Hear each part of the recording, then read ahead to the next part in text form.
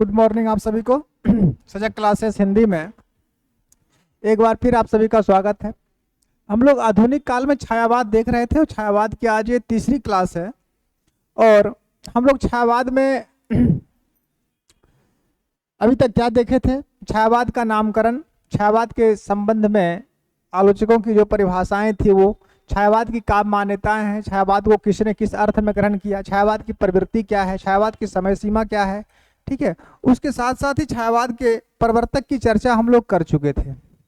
आज हम सबसे पहले ये मान देखते हैं कि डॉक्टर कृष्णदेव झारी ने छायावाद के आधार स्तंभ की बात की है। वो चारों आधार स्तंभ कौन कौन से हैं? छायावाद के बृहत्त्रयी कौन है, छायावाद के लघुत्रयी कौन है, छायावाद का के जो आधार स्तंभ हैं उन कवियों का दार्शनिक मत क्या है, ये सभी पर आज बात करते हैं। चलिए शुरू करते हैं। छायावाद के चार आधार स्तंभ। छायावाद के चार आधार स्तंभ, चार आधार स्तंभ। तो छायावाद के चार आधार स्तंभ, ये नाम किसने रखा या इस प्रकार का जो चार आधार स्तंभ ये शब्द दिया वो किसने दिया था? तो ये शब्द डॉक्टर कृष्णदेव झारी ने दिया था। किसने दिया था? तो लिख सकते हैं डॉक्टर कृष्णदेव झारी। डॉक्टर कृष्णदेव झारी के अनुसार, ये मत किनके अनुसार है? तो ये डॉक्टर कृष्णदेव झारी के अनुसार है कि छायावाद के चार आधार स्तंभ हुए थे। तो वो चारों आधार स्तंभ कौन कौन से हैं? और जिसे एक को माना जाता है कि छायावाद के ब्रह्मा हैं, एक है कि छायावाद के विष्णु हैं, एक छायावाद के शिव हैं और एक छायावाद की महाशक्ति अर्थात देवी है। तो ये मान्यता रखने वाले विद्वान कौन हैं? तो ये मान्यता रखने वाले विद्वान कृष्णदेव झारी हैं। जैसे पहले नंबर पर जयशंकर प्रसाद, नाम ही है जयशंकर, जयशंकर प्रसाद। जयशंकर प्रसाद को छायावाद का क्या माना जाता है? छायावाद का ब्रह्मा कहा जाता है। इनको क्या कहा जाता है? छायावाद का ब्रह्मा, छायावाद का ब्रह्मा इनको कहा जाता है। दूसरे पर आ जाइए, दूसरे नंबर पर सूर्यकांत त्रिपाठी निराला। दूसरे नंबर पर सूर्यकांत त्रिपाठी निराला। निराला स्वभाव से भी निराला थे और ये इनकी उपाधि यही है कि ये महाप्राण निराकला कहलाते हैं। हालांकि इनको किसी प्रकार की कोई पुरस्कार नहीं मिला, ये वेदना इनके अंदर रही, परंतु कभी जीवन में हताश या निराश नहीं हुए। सूर्यकांत त्रिपाठी निराला, इनको छायावाद का विष्णु कहा जाता है। क्या कहा जाता है? छायावाद का विष्णु। इनको छायावाद का विष्णु कहा जाता है। तीसरे नंबर पर लिखिए, तीसरे नंबर पर सुमित्रानंदन पंत। सुमित्रानंदन पंत। सुमित्रानंदन पंत, सुमित्रानंदन का मतलब लक्ष्मण भी होता है और शत्रुघ्न भी होता है। सुमित्रानंदन पंत, इनको क्या कहा जाता है? इनको छायावाद का महेश कहा गया है। महेश अर्थात शिव। ठीक है। और नंबर 4 महादेवी वर्मा। महादेवी वर्मा, महादेवी वर्मा को छायावाद का क्या माना जाता है? ये छायावाद की शक्ति, छायावाद की शक्ति या दुर्गा कहलाती है। छायावाद की शक्ति, शक्ति अर्थात दुर्गा, शक्ति अर्थात दुर्गा। तो ये हो गए छायावाद के आधार स्तंभ कृष्णदेव झारी के अनुसार। प्रसाद जी छायावाद के ब्रह्मा कहलाते हैं। ठीक है। सूर्यकांत त्रिपाठी निराला छायावाद के विष्णु हैं। सुमित्रानंदन पंत छायावाद के महेश अर्थात शिव हैं और महादेवी वर्मा ये छायावाद की शक्ति अर्थात दुर्गा है। तो ये बंटवारा और ये मान्यता किनकी है? ये आचार्य डॉक्टर कृष्णदेव झारी की है। आगे हम लोग बढ़ते हैं और आगे लिखिए, छायावाद के बृहत्त्रयी बृहत मतलब बड़े और त्रयी मतलब तीन। छायावाद के बड़े तीन कौन कौन से हैं? छायावाद के बृहत त्रयी, छायावाद के बृहत त्रयी, छायावाद के बृहत त्रयी। छायावाद के बृहत त्रयी मतलब बड़े तीन। तो तीन कौन कौन से? तीन में एक लिख लीजिए जयशंकर प्रसाद, एक हो गए जयशंकर प्रसाद, सूर्यकांत त्रिपाठी निराला, सूर्यकांत त्रिपाठी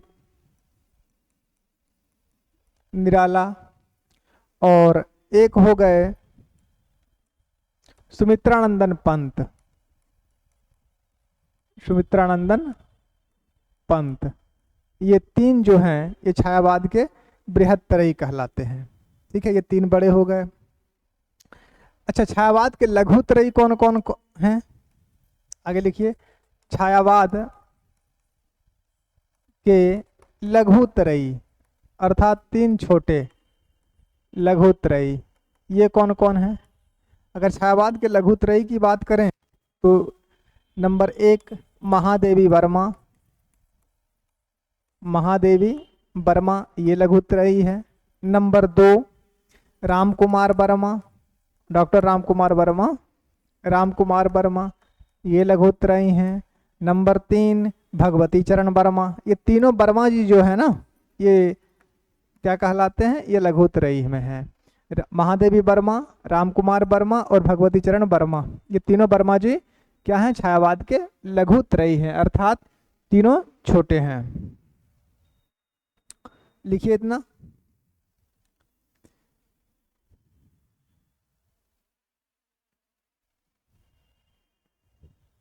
छायावाद के बृहत त्रयी हो गए, छायावाद के लघु त्रयी। सभी कवियों को देखेंगे, इस कालखंड में ज़्यादा कवि नहीं है, लेकिन जो भी हैं वो अति महत्वपूर्ण कवि हैं। किसी कवि को छोड़ा नहीं जा सकता है, उनको सर्वोपांग पढ़ना है। तो छायावाद के बृहत त्रयी हो गए, लघु त्रयी हो गए।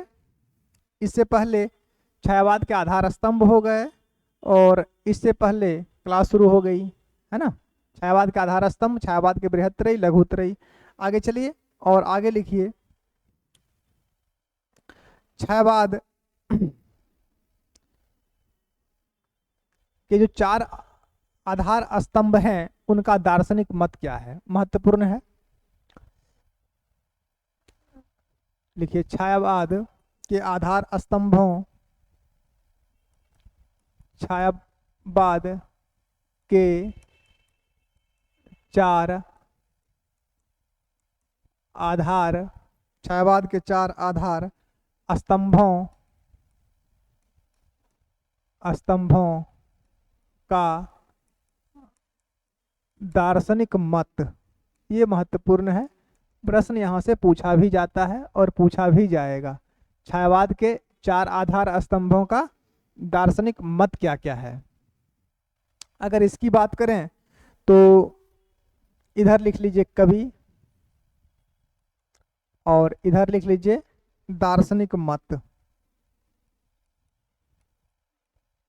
दार्शनिक मत या दर्शन बोल सकते हैं कि कवियों का दर्शन क्या है। तो छायावाद के आधार स्तंभ कितने हैं? चार हैं। सबसे पहले जयशंकर प्रसाद की बात करते हैं, जयशंकर प्रसाद की बात करते हैं। तो जयशंकर प्रसाद जी का दार्शनिक मत क्या है? तो जयशंकर प्रसाद जी का दार्शनिक मत है, देखिए अगर हम कामायनी की बात करें तो कामायनी में आनंदवाद है, क्योंकि सबसे अंतिम जो सर्ग है 15वां सर्ग, कामायनी में 15 सर्ग हैं, तो अंतिम सर्ग जो है वो क्या है? आनंद है। और शुरू कहाँ से होता है? चिंता से शुरू होता है। चिंता, आशा, श्रद्धा, काम, ईड़ा, लज्जा, इस प्रकार से 15 सर्ग। तो कामायनी को जब पढ़ेंगे तो वहां देख लेंगे। लेकिन अंतिम सर्ग क्या है? आनंद। तो इनका दर्शन जो है वो आनंदवाद कहलाता है, जो शैव दर्शन का ही एक शाखा है। तो सबसे पहले लिखिए, शैव दर्शन भी को ये मानते हैं। इनका दर्शन समरसतावाद भी है, समरसतावाद भी है। इन्हीं का दर्शन, शैव दर्शन ही समरसतावाद भी कहलाता है। इन्हीं का दर्शन प्रतिभा, ये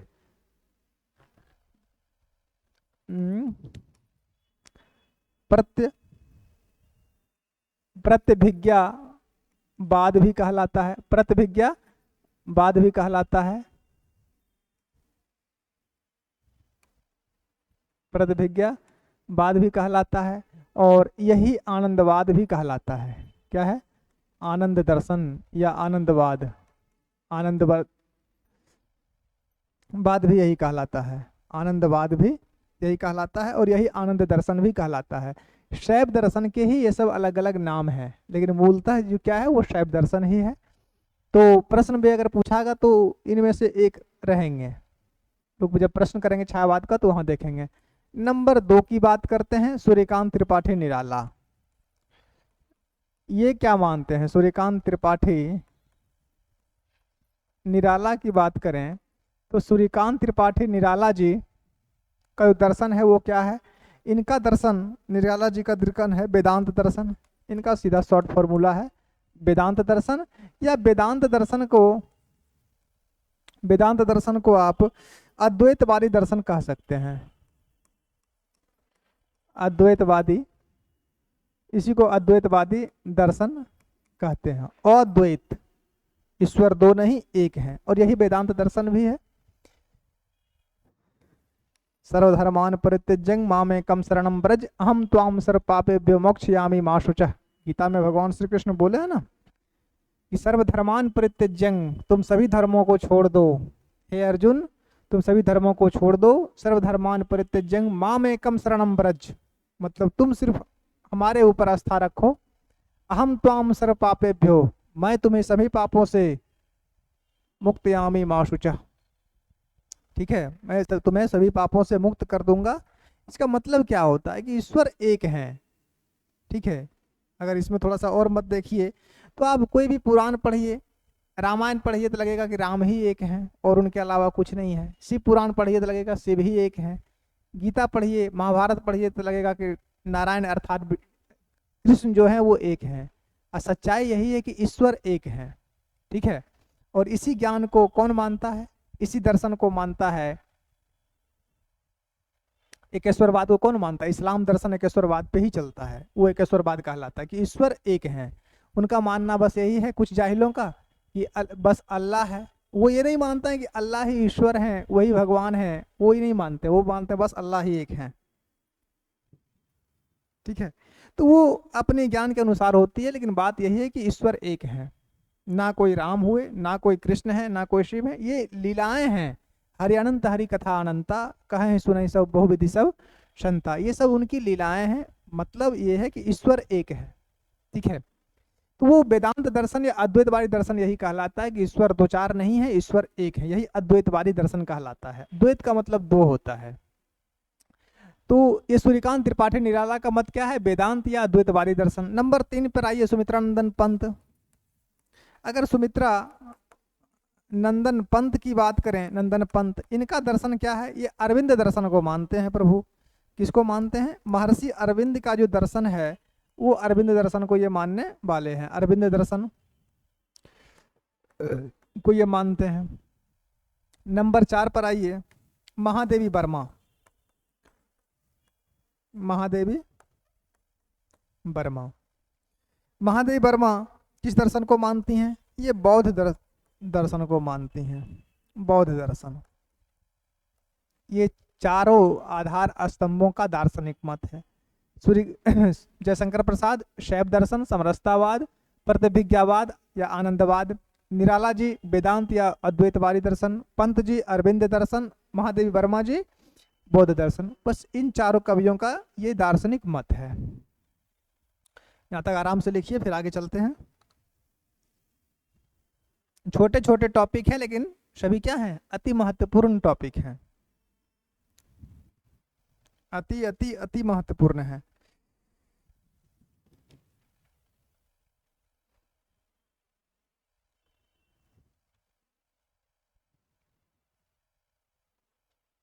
चलिए, यहाँ तक हो गया। आज क्लास जो शुरू हुई है यहाँ से हुई है। छायावाद के 4 आधार स्तंभ कृष्णदेव झारी के अनुसार। इसके बाद छायावाद के बृहत्तरयी, छायावाद के लघुत्तरयी, छायावाद का दार्शनिक जो आधार स्तंभ है कवियों कवि हैं, उनके दार्शनिक मत क्या है और उनका दर्शन क्या है। अब आगे हम बात करते हैं यहाँ के बाद। अब शुरू तो करेंगे किसी ना किसी कवि को, जैसे या तो आप निराला को पहले पढ़िए, या जिनको पढ़ना है, पढ़ना तो सभी को है। इससे पहले छायावाद के कुछ महत्वपूर्ण बिंदुओं को जान लीजिए, जो अति महत्वपूर्ण है और परीक्षा में प्रश्न पूछे जाएंगे। इसलिए इसको लिखिए महत्वपूर्ण तथ्य या महत्वपूर्ण बातें कुछ लिखिए और इसके बारे में कुछ बातें जानिए।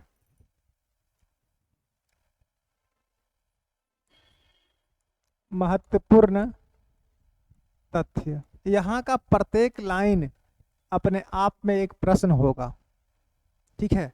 जो छायावाद से संबंधित प्रश्नों को बनाने में, उन प्रश्नों को समझने में, चाहे वो कोई भी परीक्षा की हो, छायावाद छायावाद ही रहेगा। चाहे यूपी की परीक्षा रहे या बिहार की परीक्षा रहे, नेट की रहे, वो छायावाद छायावाद ही रहेगा, अलग नहीं हो जाता है। तो उन चीज़ों के लिए महत्वपूर्ण तथ्य है ये, इनको बिना जाने छायावाद के प्रश्नों को आप नहीं बता सकते हैं। तो यहाँ पे प्रत्येक लाइन जो है आप लोग को हम लिखा रहे हैं, वो छायावाद का प्रत्येक लाइन अपने आप में एक पहेली है और अति महत्वपूर्ण है। प्रत्येक लाइन अपने आप में एक प्रश्न है, ठीक है। और जो भी लाइन लिखा रहे हैं उसको समझने का प्रयास कीजिए और उसको अक्षरशः याद भी कीजिए। पहला पंक्ति, छायावाद के प्रतिनिधि कवि कौन है? तो छायावाद के, अगर पूछे छायावाद के प्रतिनिधि कवि कौन है, तो छायावाद के प्रतिनिधि कवि कौन है? प्रसाद जी, बहुत अच्छी बात है। छायावाद के प्रतिनिधि कवि सुमित्रानंदन पंत हैं। छायावाद के प्रतिनिधि कवि कौन है? तो सुमित्रानंदन पंत हैं। हाँ, पंत जी ही हैं, सुमित्रानंदन पंत हैं। क्या लग रहा था? प्रसाद जी हैं। चलिए, इनके बारे में पंत जी को जब हम पढ़ेंगे तो यहाँ पे इनके उपनामों को देखेंगे। अभी सिर्फ महत्वपूर्ण तथ्य जो छायावाद से संबंधित है उनको लिखिए। नंबर 2, छायावाद जो है, छायावाद में की जो पद है वो कैसी है? तो छायावाद की जो पद है वो कोमलकांत पदावली है। लिख सकते हैं छायावाद कोमलकांत पदावली, छायावाद कोमलकांत पदावली, छायावाद कोमलकांत पदावली से युक्त है। इनके जो कवि हैं या इनके इस कालखंड के जो पद हैं वो कोमलकांत हैं, अर्थात बहुत ही नाजुक हैं, कोमलकांत पदावली हैं। छायावाद में गीति तत्व की प्रधानता रही थी। अभी तो समझाया कि यहाँ का प्रत्येक लाइन अपने आप में एक प्रश्न है। छायावाद में गीति तत्व की प्रधानता रही। छायावाद में किसकी प्रधानता रही थी? तो गीति तत्व की प्रधानता रही। नंबर 4, छायावाद प्रकृति में आध्यात्मिक सौंदर्य का दर्शन करता है। छायावाद प्रकृति में आध्यात्मिक सौंदर्य, छायावाद प्रकृति में आध्यात्मिक सौंदर्य का दर्शन करता है। छायावाद प्रकृति में आध्यात्मिक सौंदर्य का दर्शन करता है। नेक्स्ट, छायावाद एक भावात्मक दृष्टिकोण है, यहाँ की भाव की प्रधानता रही थी। छायावाद कैसी दृष्टिकोण है? तो छायावाद एक भावात्मक दृष्टिकोण है। भाव की प्रधानता इस कालखंड के कवियों की रही थी। छायावाद एक भावात्मक दृष्टिकोण है। छायावाद एक भावात्मक दृष्टिकोण है। अपना नाम पता भूल जाइए, लेकिन इससे पंक्तियों को मत भूलिएगा, इसको बार बार पढ़ते रहिए। अब वो याद करने का कोई ट्रिक नहीं होता है, बार बार पढ़ो याद हो जाएगा। तो छायावाद एक भावात्मक दृष्टिकोण है। नेक्स्ट, छायावाद खुद अपने आप में एक शैली है। तो लिख सकते हैं छायावाद एक शैली विशेष है। शैली विशेष है, ये खुद अपने आप में एक शैली है, इसकी कोई शैली नहीं है। छायावाद एक शैली विशेष है। कितने पॉइंट हो गए? 6। छायावाद प्रकृति में जीवन का प्रतिबिंब खोजता है। या देखता है। छायावाद प्रकृति में जीवन का, अरे प्रकृति ही जीवन है, अगर प्रकृति नहीं है तो हम लोग भी नहीं हैं। ठीक है, छायावाद प्रकृति में जीवन का प्रतिबिंब देखता है। जीवन का क्या देखता है? तो प्रतिबिंब देखता है। छायावाद प्रकृति में जीवन का प्रतिबिंब देखता है। बात समझ में आई कुछ? अभी और बातें लिखाएंगे, अभी तो साथ ही लिखाए हैं। चलिए इतना लिखिए, फिर आगे देखते हैं। छायावाद प्रकृति में जीवन का प्रतिबिंब देखता है। कितना पॉइंट हो गया? 7। नंबर 8 लिखिए। छायावाद व रहस्यवाद तत्वतः एक ही है।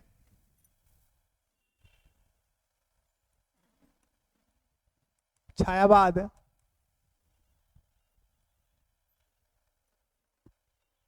व रहस्यवाद, छायावाद व रहस्यवाद तत्वतः एक ही है। दोनों में कोई खास अंतर नहीं है। जो छायावाद है वही रहस्यवाद है। चलिए, अच्छा, छायावाद का अंत कहाँ से माना जाता है? पंत की रचना युगांत जो 1936 में आई थी, वहां से छायावाद का अंत माना जाता है। इसका घोषणा पत्र क्या कहलाता है?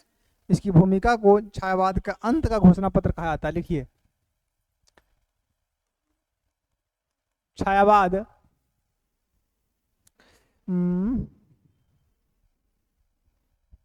नहीं, ऐसे नहीं लिखिए।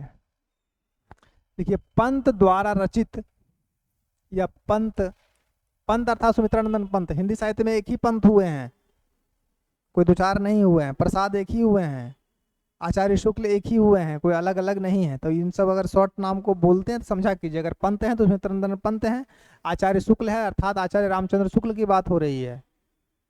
एचपीडी हजारी प्रसाद द्विवेदी, एमपीडी महावीर प्रसाद द्विवेदी, सब शॉर्ट वर्ड है। ठीक है, हाँ, तो क्या था? पंत की रचना या पंत द्वारा रचित। लिखिए, पंत द्वारा रचित। कौन सी रचना? युगांत। पंत द्वारा रचित युगांत कब की थे? 1936 ईस्वी। पंत द्वारा रचित युगांत की भूमिका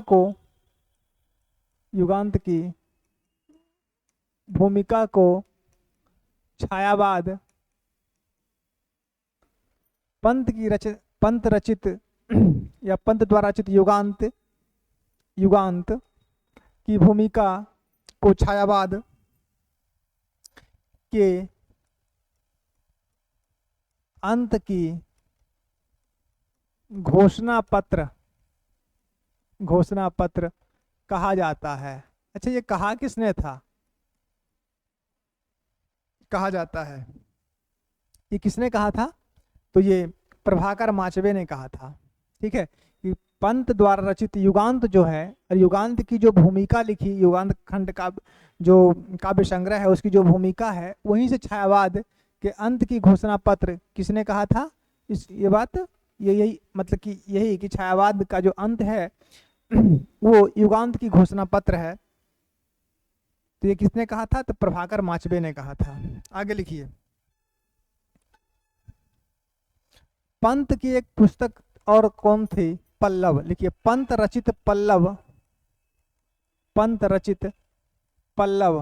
कब लिखी गई थी?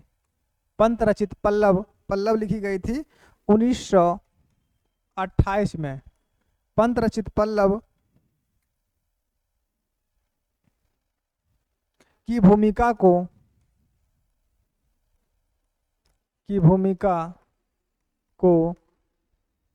छायावाद का पंत रचित पल्लव की भूमिका को छायावाद का मैनिफेस्टो अर्थात घोषणा पत्र। पंत रचित पल्लव की भूमिका को छायावाद का मैनिफेस्टो मैनिफेस्टो, इसका हिंदी क्या हुआ? घोषणा पत्र। ठीक है। पंत रचित पल्लव की भूमिका को छायावाद का मैनिफेस्टो, महत्वपूर्ण लाइन है ये सभी। मैनिफेस्टो अर्थात घोषणा पत्र, मैनिफेस्टो में हर्षई होता है।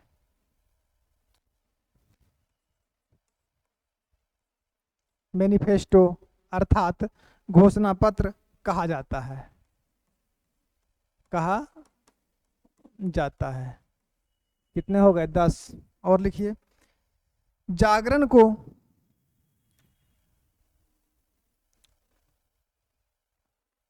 जागरण पत्रिका की बात हो रही है। जागरण क्या थी? ये एक पत्र था। जागरण को छायावाद का घोर समर्थक, जागरण को छायावाद का घोर समर्थक पत्र कहा जाता है या पत्र माना जाता है, पत्र माना जाता है। 11 पॉइंट हो गए। नेक्स्ट लिखिए।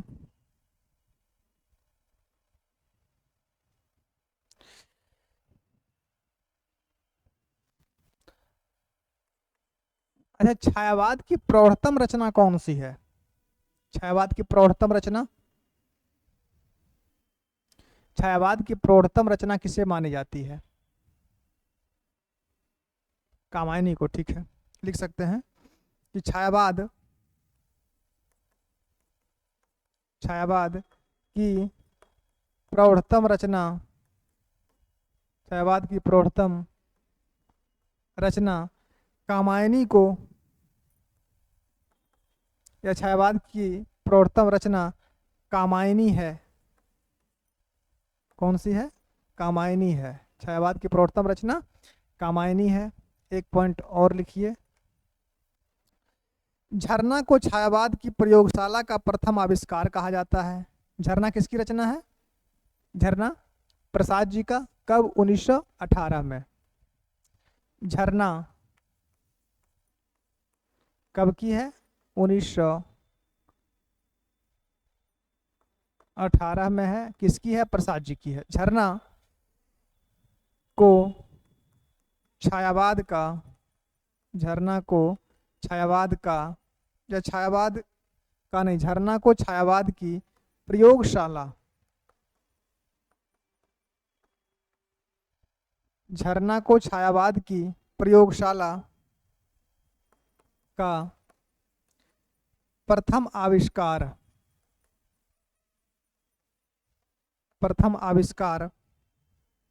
कहा जाता है। प्रथम आविष्कार कहा जाता है। झरना को छायावाद की प्रयोगशाला का प्रथम आविष्कार कहा जाता है। स्पष्ट है? देखिए इतना, कितना पॉइंट हुआ? 13। अभी और लिखाएंगे। यहाँ का प्रत्येक लाइन अपने आप में एक प्रश्न है। इस बात को अच्छे से समझ लीजिए आप लोग कि यहाँ का प्रत्येक लाइन जो है वो अपने आप में एक प्रश्न है।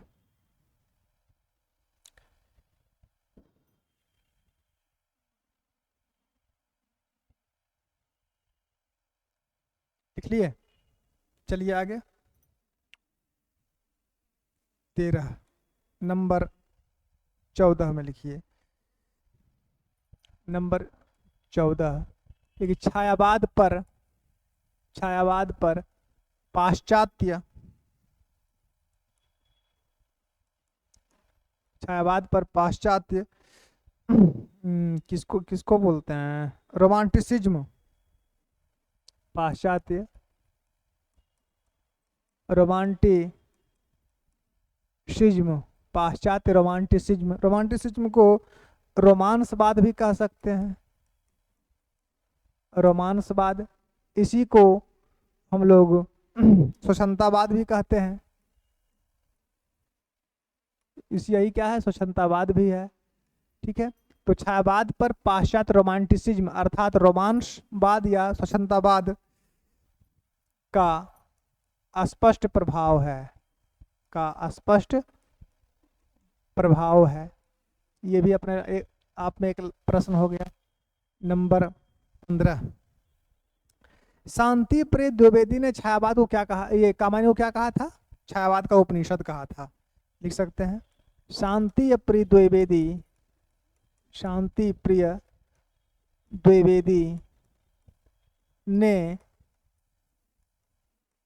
कामायनी, प्रसाद जी की रचना है, महाकाव्य है ये। शांति प्रिय द्विवेदी ने कामायनी को छायावाद का उपनिषद कहा, छायावाद का उपनिषद कहा। यह पूछा जाता है कि छायावाद का उपनिषद किसे कहा जाता है? तो छायावाद का उपनिषद कामायनी को कहा जाता है। किसने कहा था? तो शांति प्रिय द्विवेदी ने कहा था। ठीक है, और आगे लिखिए, छायावाद का सर्वाधिक उज्जवल पक्ष क्या है? कल पढ़ाए हैं, पिछली क्लास में आप लोग को हम बताए थे। सर्वाधिक उज्जवल पक्ष मानवतावाद है।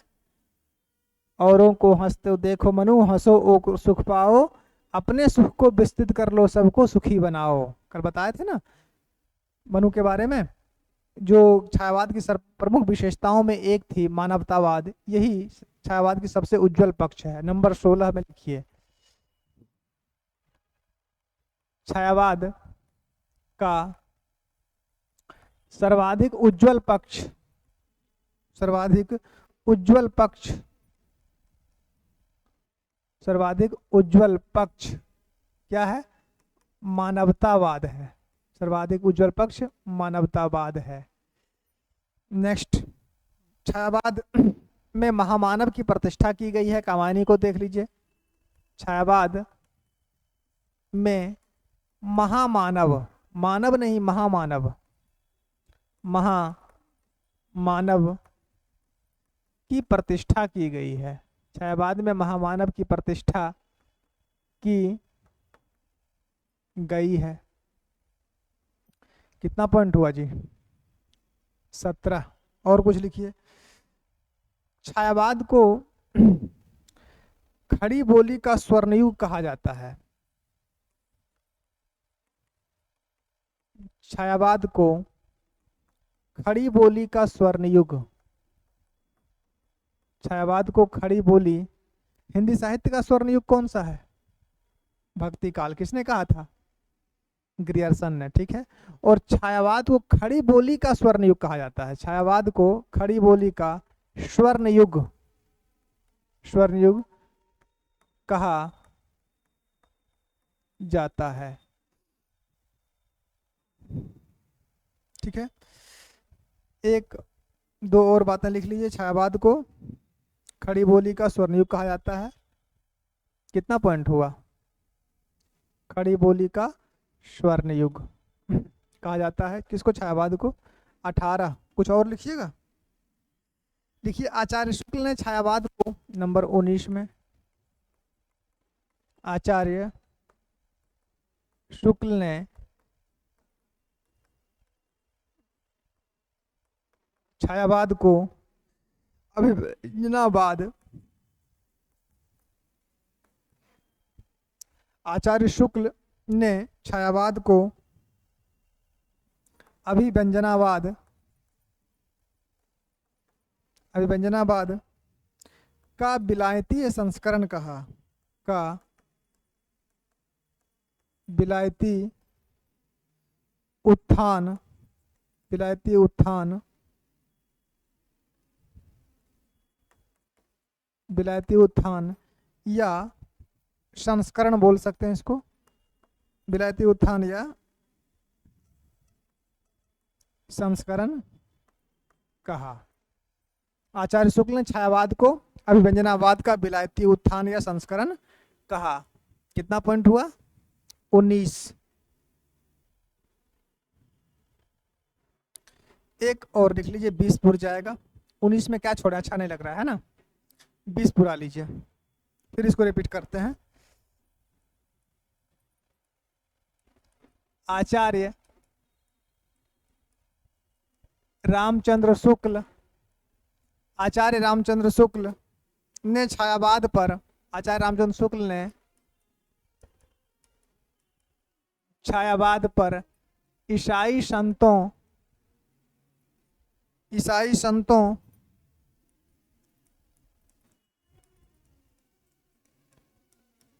आचार्य शुक्ल ने छायावाद पर ईसाई संतों के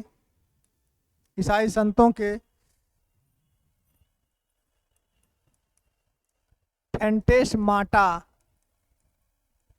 ठीक है, आचार्य शुक्ल ने छायावाद पर ईसाई संतों के फैंटेस्माटा, फैंटेस्माटा किसको कहते हैं? छायाभास को बोलते हैं, छायाधन आभास, ठीक है।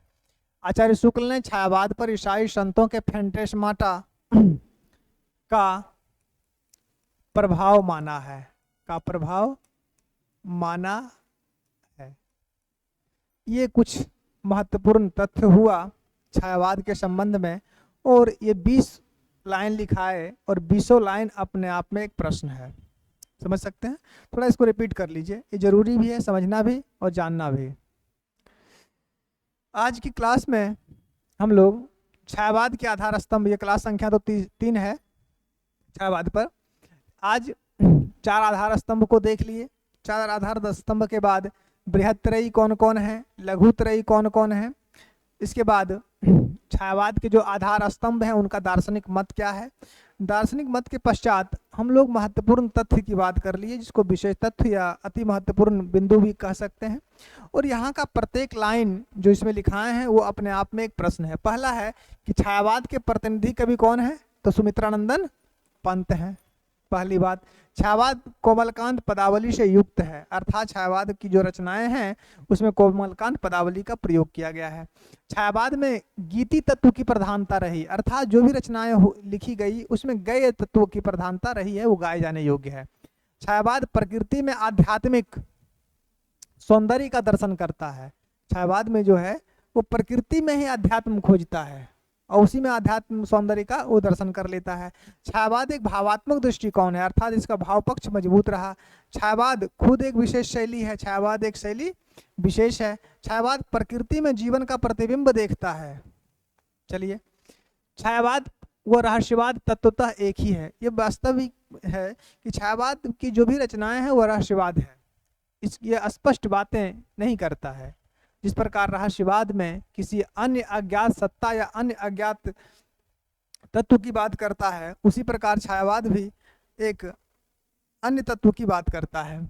छायावाद पंत द्वारा रचित युगांत की भूमिका को छायावाद के अंत की घोषणा पत्र कहा जाता है। देखिए, युगांत को की जो भूमिका है अर्थात घोषणा पत्र मैनिफेस्टो है, उसको छायावाद का अंत का कहा जाता है, और पल्लव को छायावाद, पंत रचित पल्लव को, पल्लव की भूमिका को छायावाद का मैनिफेस्टो अर्थात घोषणा पत्र कहा जाता है। दोनों 2 पत्र है। जागरण पत्र को पदावली का घोर समर्थक पत्र माना जाता है। छायावाद की प्रौढ़तम रचना कामायनी है। झरना को छायावाद की प्रयोगशाला का प्रथम आविष्कार कहा जाता है, क्योंकि झरना से ही छायावाद आरंभ होता है। और देखिए, छायावाद पर पाश्चात्य रोमांटिसिज्म का स्पष्ट प्रभाव है, बिल्कुल सही है। शांति प्रिय द्विवेदी ने कामायनी को छायावाद का उपनिषद कहा। छायावाद का सर्वाधिक उज्जवल पक्ष मानवतावाद है।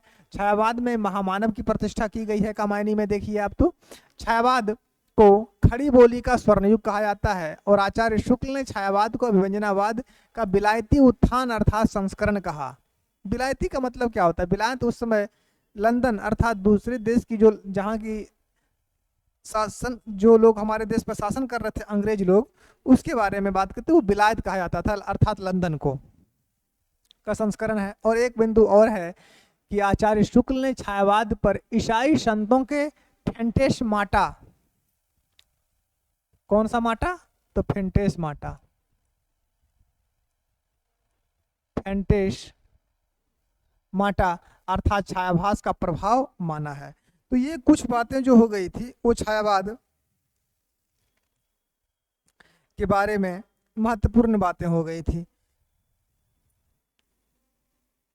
अच्छा, छायावाद को पलायनवाद किसने कहा था? एक बात और लिख ही लीजिए, 21 हो जाएगा। छायावाद को पलायनवाद किसने कहा था? तो छायावाद को पलायनवाद मुक्तिबोध ने कहा था। नंबर 21, छायावाद को पलायनवाद, छायावाद को पलायनवाद किसने कहा? मुक्तिबोध ने कहा। गयानंद माधव मुक्तिबोध,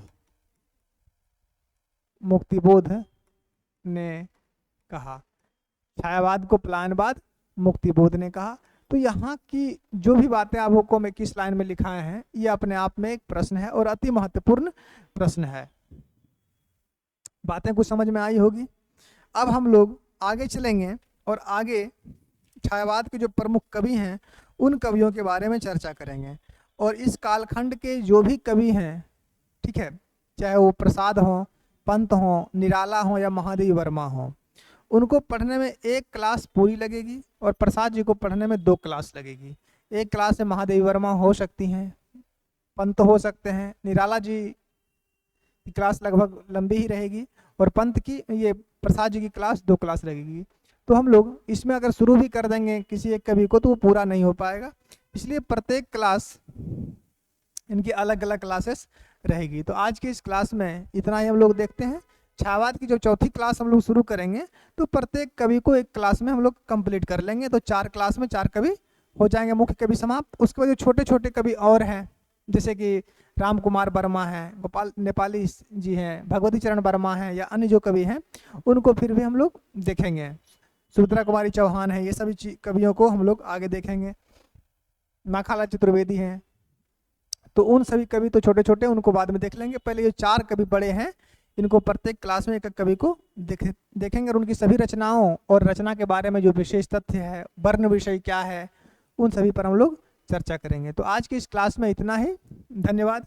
व्याकरण की क्लास होगी और व्याकरण की क्लास में हम लोग वाक्य की चर्चा कर रहे थे, वाक्य हो चुका था। तब हम लोग उपसर्ग और प्रत्यय पढ़ेंगे। चलिए आज के लिए इतना ही, धन्यवाद।